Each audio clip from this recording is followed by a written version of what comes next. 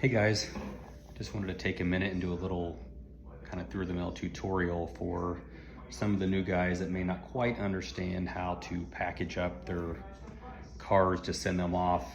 This is by no means the only way to do it. It's just a way that I do it that's been successful for me.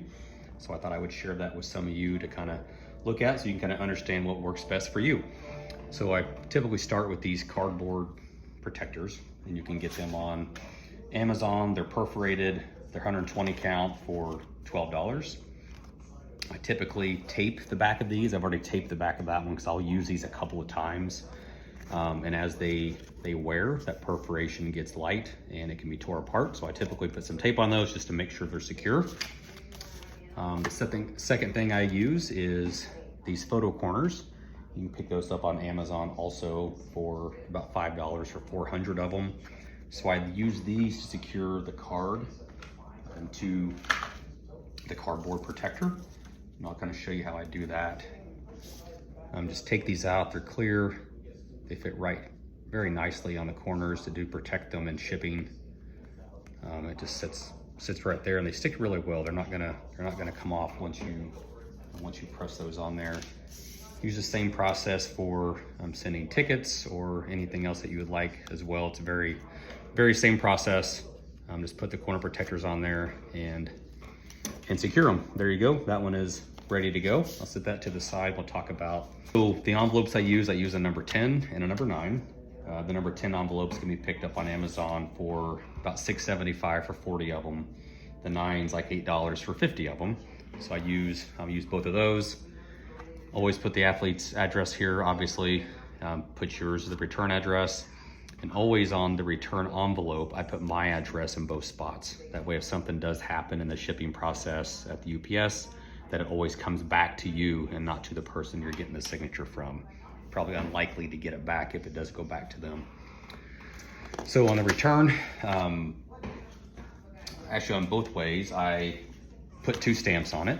So I put the US stamp, and I also put a non-machinable stamp. I know a lot of people don't do this. I always do because it's worth it to me to spend the extra dollar to make sure it's human handled and not ran through a machine at the post office, which can tear open some of these card packs and damage the content. So I always spend a little bit extra. I always send the nicest cards I can find in the mail. I don't send any bent up or junk cards. So I send some that may cost $20, $30, $40, $50. I don't want them damaged in the mail, and I understand the risk. But nonetheless, it's fun for me to do. So this is one way of securing a little bit. So once you got your postage on there, I typically put a cardboard support, and I write cardboard support on here because I've had some people sign it in the past, which doesn't hurt anything. I just don't really want it. It's not necessary. So I put cardboard support. This will go into the envelope that I'm sending, followed by the cards. And actually for the postage, weight-wise, you could put 2 of these in here, and it's still below the weight that it needs to have for a US stamp and a machinable stamp.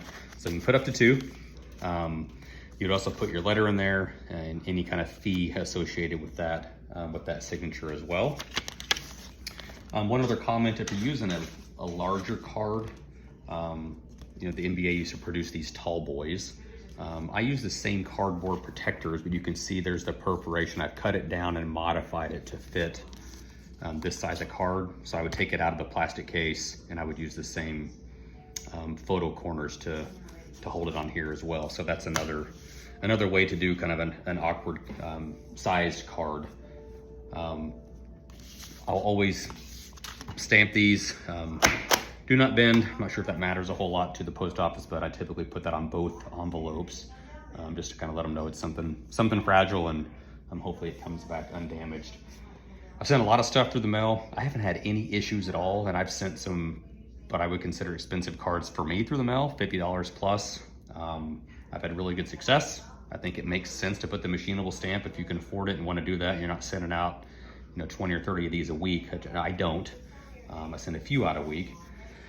So just want to share that with you guys. If you have any questions on kind of my process or anything I can help you guys with, please let me know. That's just the way I do it. It's not for everybody, but it's the way that works for me. Happy collecting.